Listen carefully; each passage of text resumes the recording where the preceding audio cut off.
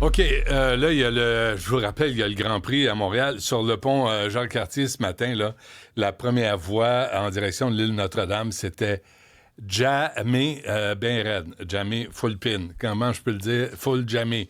Mais il y avait de la police stationnée. Hein? Il y avait 3 voitures de la Sûreté du Québec pour un bouchon. Quoi ça sert? Bref, ça c'est... Et j'en connais une, moi, qui... Je pense qu'il haït le Grand Prix, mais vraiment de façon viscérale. Je suis pas sûr, je m'avance. Maria Mourani est avec nous, est criminologue, sociologue, présidente, par hasard, de Mourani Criminologie. Maria, bonjour. Bonjour Benoît. À quel... je voulais finir l'entrevue comme ça, mais je te la pose en commençant, Maria. Est-ce que tu haïs le Grand Prix? Non, pas du tout, pas du tout. Et je te dirais, moi, ce qui m'agace avec le Grand Prix, c'est que ils ne font absolument rien, c'est-à-dire les organisateurs, que ce soit ceux, tu sais, Octane et compagnie, là, ou que ce soit ceux qui sont autour des festivités, là, ils ne font rien pour faire de la prévention. Moi, c'est ça qui m'écoeure, en fait. Tu sais, Ceux qu'on qui font... veuille... Excuse-moi, Maria, mais ceux qui font les festivités, là, moi, j'aurais ouais. déjà posé la question, mais il dit non, moi, c'est pas le Grand Prix, puis le Grand Prix dit, moi, c'est pas les festivités, on n'a rien à voir l'un avec l'autre. C'est ça, ils se lancent la balle l'un et l'autre alors que c'est les deux. Les deux sont concernés par ça.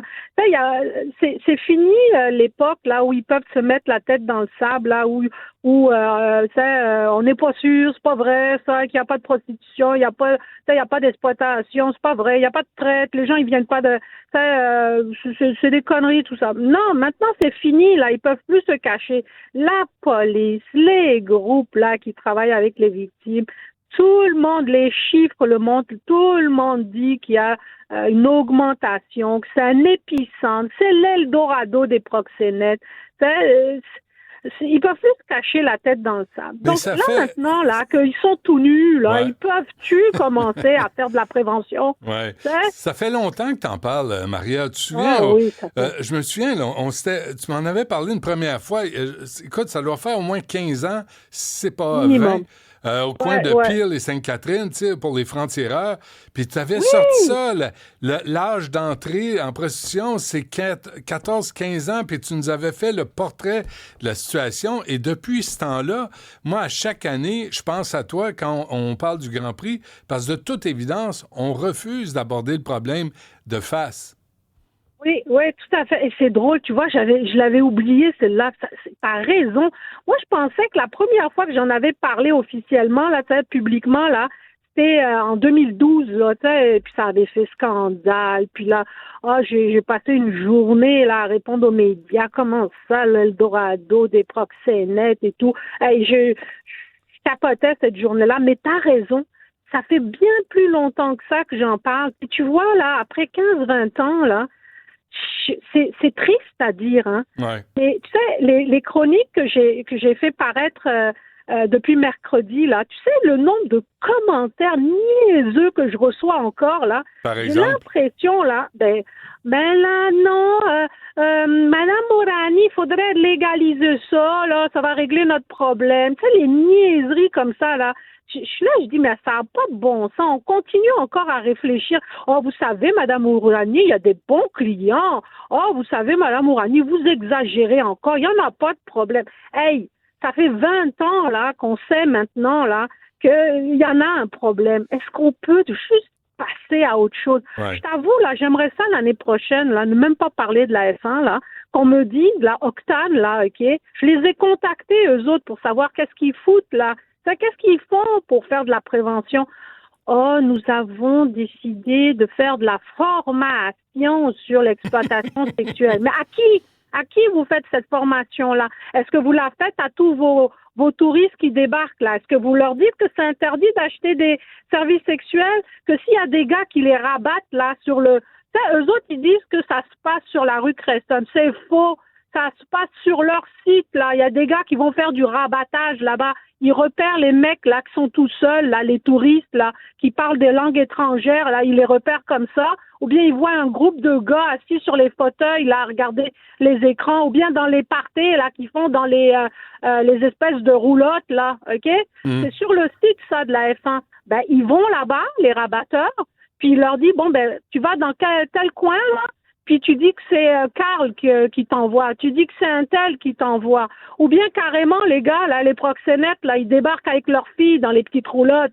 T'sais? Alors, qu'ils viennent pas nous dire, là, OK, on le sait, nous, on est sur le terrain, qu'ils viennent pas nous dire là, qu'il n'y a rien qui se passe sur leur site. Ouais. Et Comment évoluer le recrutement, Maria? Parce que, tu sais, pour vendre de la marchandise, je vais y aller bêtement, là, ça te prend de la marchandise. La marchandise, il la trouve dans les centres jeunesse, il la trouve où? C'est où ils trouvent ces filles, ces adolescentes? Ben, ils en trouvent un peu partout. Ils en trouvent, oui, c'est vrai, dans les centres jeunesse, mais maintenant, c'est encore mieux que les centres jeunesse. Sur Internet, Benoît, dans les réseaux sociaux, Instagram, Snapchat, c'est là-bas qu'on les recrute maintenant. C'est plus seulement dans les centres jeunesse. Tu sais, maintenant, là, je te dirais, c'est encore plus facile pour les gars. Tu sais, ils ont 15 à 20 profils sur le web. Néoliste et compagnie, là, ces plateformes torchons, là, OK? Hier, là, je suis allée sur Léoliste, là, juste pour voir les filles. Hey, il y a une fille, là, elle dit qu'elle a 18 ans. Elle a même pas de sein.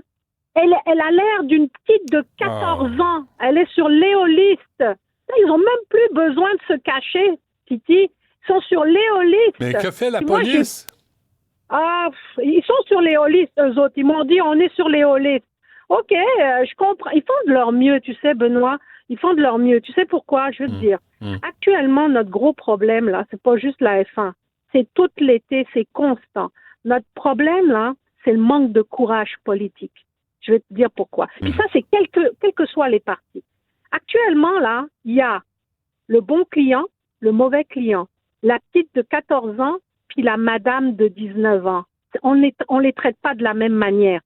L'autre affaire, il y a les travailleuses du sexe, puis il y a les femmes exploitées. Ce double discours-là, il gangrène notre société et il fait en sorte qu'on n'est pas capable de travailler, Benoît. La police, là, elle se bat contre la Cour suprême pour que, lorsqu'ils font des arrestations clients, là, ben, que ça maintient, là, jusqu'à la Cour suprême. Il y a des lobbies, là, qui, je sais même pas d'où ils trouvent leur argent, là, qui sont subventionnés par le gouvernement fédéral et le gouvernement du Québec. Avec notre argent, ils contrecarrent les lois que nous faisons. Mais des lobbies qui représentent qui, Maria? Soi-disant les travailleuses du sexe. Soi-disant les travailleuses. Pourtant, les fameuses travailleuses du sexe, là, quand elles viennent me voir, là, c'est pour traiter des traumas post-traumatiques, des chocs post-traumatiques. Ouais. Puis elles sont là en train de me dire, tu sais, Maria, avant... Et puis il y en a qui n'ont pas de pipe, là. Il y en a qui n'avaient pas de pipe, là. C'est pas juste le pipe et compagnie, c'est pas vrai, ça. C'est le système qui est en place. C'est un système qui est nourri parce qu'il y a des clients. Quand on va commencer, là, à vraiment s'attaquer à la clientèle, on va régler notre problème comme l'ont fait les Norvégiens, comme l'ont fait les Suédois. Mais on le fait pas, c'est ça le problème. Parce qu'on fait du clivage. On dit, il y a ceux qui sont exploités, il y a ceux qui sont des travailleuses. Mais c'est pas vrai, ça n'existe pas, ça. C'est un mythe. À partir du moment là où tu payes, tu prends le pouvoir. La personne qui est là, puis il faut arrêter là, les lobbies, là, s'il vous plaît. Arrêtez de dire que les femmes sont clandestines, puis que la loi les protège pas. C'est faux. Les policiers, là, il n'y a pas un policier qui est sur le dos des filles. C'est faux, ça. C'est encore de l'utilisation là, de mythes pour encore faire en sorte que la Cour suprême se retrouve à contrecarrer les lois qu'on a pu faire et mettre en place. Maria, ça, c'est l'aspect politique, là, je comprends. Je te comprends. Mais sur le terrain, là, les réceptions d'hôtels et de motels sont aveugles, sourds et muets sur la question? Oui, tu as tout à fait raison. Eux aussi, ils mettent pas leurs culottes. Tu sais, moi, j'ai des gars qui travaillent dans les hôtels, là, qui me racontent que quand d'abord, on leur demande d'identifier les mineurs. Tu vois, encore là, s'il y a une fille, là, qui a 18 ans, 19 ans, là, qui est pimpée ou pas, là, qui se retrouve là-bas, là, ben, on va rien dire, OK? Mais si c'est un mineur, on leur demande de dénoncer. Laisse-moi te dire, il y en a qui me disent, là, écoute, la fille, elle est rentrée avec le gars, là, ça se voit que c'est pas son père, là. J'en ai parlé au boss, là, puis le boss, il m'a dit, là, écrase-toi et puis passe à autre chose. Ça, là, ça se fait encore. Puis des motels, là, OK, les motels, ils savent. il y a des pimps, là, ils louent pas une chambre, 2, 3 chambres, ou bien dans les hôtels de luxe, ils louent des penthouses pour recevoir ces messieurs. Ça s'appelle des collines, là. Donc, alors moi, j'ai pris l'hôtel. Ils voient même pas les filles passer, à la limite. Là. Les pimps, les proxénètes louent les chambres, puis ils disent où se présenter. Ou les Airbnb, aussi. les hôtels, les motels. Mais il n'y a pas, Maria Moreni, il n'y a pas une campagne présentement à l'aéroport, là, tu sais, sur... Oui. Écoute, ça, là, moi, ça me tue, cette campagne-là. Là, j'en ai fait une chronique, là, elle va sortir lundi. La fichette, là, la fiche de la GRC, là, tu l'as-tu vue? Oui. Avec la fille, la main sur la bouche, là? Ouais. Puis c'est marqué prostitution forcée égale traite de personnes égale crime. Dis-moi, quand tu vois cette affiche-là, est-ce que ça te dit que l'achat de services sexuels est criminel au Canada? Non. Puis prostitution forcée, ça veut dire qu'il y a une prostitution qui ne l'est pas forcée? Et voilà, et puis que tu peux consommer la prostitution non forcée. Ouais. C'est ça que la police, là, la GRC, c'est ça qu'elle fait comme prévention, là. Elle dit aux touristes, non pas la loi. La loi, c'est l'achat de services sexuels, c'est criminel au Canada. Ouais. C'est ça, la loi. Ben, c'est pas ça qu'elle dit comme message, là. Puis en plus de ça, encore une fois, le message, il s'adresse à qui? Aux filles. Oh, si vous êtes pimpé ou bien s'il y a quelque chose, appelez-nous. Ben oui, ils vont vous appeler. C'est sûr qu'ils vont vous appeler. Alors selon toi, ils vont-tu appeler? Alors qu'elle a peur probablement de son proxénète ou elle est pognée avec un problème de dope ou, tu sais, là, il pense que c'est... Ben oui. Pourquoi il n'y a pas de campagne de sensibilisation? Moi, si j'avais à l'écrire, là, Maria, ça serait, si on te pogne, tu vas le regretter, mon salaud. Écoute, moi, j'en ai fait une meilleure il y a 2-3 ans de ça. Je pense que c'était 2021, je pense, sur toute réserve, là, il y a 2 ans. C'est soit un homme, pas un graineux. L'achat de services sexuels au Canada, c'est criminel. Soit un homme, pas un graineux. Mais ils sont où, ces campagnes-là, pour dire... ça prend des clients pour que l'industrie roule. Bien sûr. Et les clients, les hommes, puis on s'entend que c'est grande majorité des hommes, eux autres, ils débarquent ici, puis on sacrifie nos filles, lâchement, nos femmes, pour des rentrées d'argent, pour faire rouler l'économie. Est-ce que tu sais que Montréal est considéré comme le Bangkok de l'Amérique du Nord? C'est ça? C'est chic, c'est le Bangkok. C'est chic. Bon, c'est horrible. Par contre, il y a une campagne de la clé là qui lance justement l'achat de services sexuels, c'est un crime. Ils distribuent des flyers, ils font de leur mieux, tu sais. Puis il y a la sortie aussi avec Tu vaux mieux que ça auprès des mineurs. On a sorti une campagne saison 1, saison 2 sur les réseaux sociaux. Nous, on fait beaucoup les réseaux sociaux parce qu'on sait que les filles, les jeunes garçons et les jeunes filles sont recrutés sur les réseaux sociaux. Donc, on n'arrête pas, nous, sur les réseaux. Mais, tu sais, c'est comme, pour moi, l'État, le gouvernement du Québec devrait faire comme pour la violence conjugale, comme pour l'alcool au volant, des campagnes nationales portées par le gouvernement.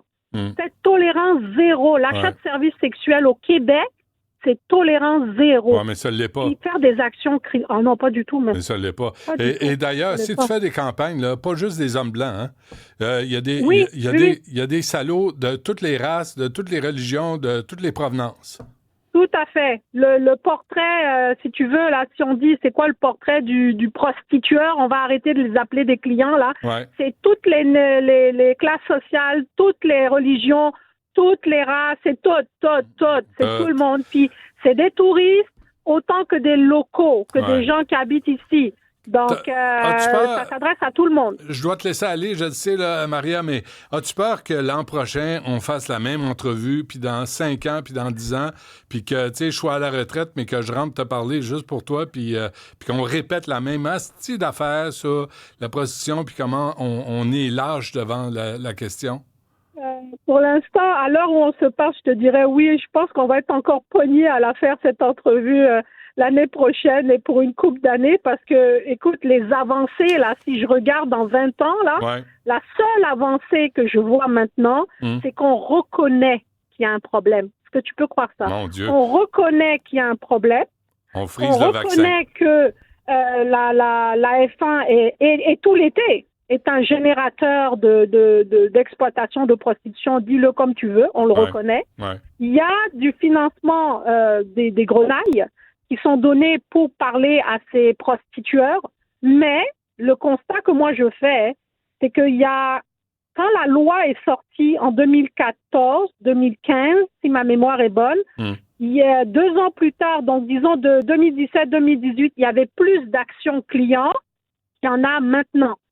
Moi, je trouve que malheureusement, quels que soient les corps de police, il y a comme une espèce de découragement par rapport à ça, parce qu'ils sont talonnés par les lobbyistes, parce qu'il n'y a pas de courage politique pour dire toute forme de prostitution, quels que soient les âges, c'est de l'exploitation, c'est criminel et on va te suivre. Bon, bienvenue. Les policiers se sentent seuls par rapport à ça. Bienvenue à Banque Québec, qui est, comme tu dis, Bangkok de l'Amérique du Nord. Oui, c'est chic. Hein? Maria Mourani, lâche pas. Bon courage, merci, on se reparle. Merci. Bye Salut. bye.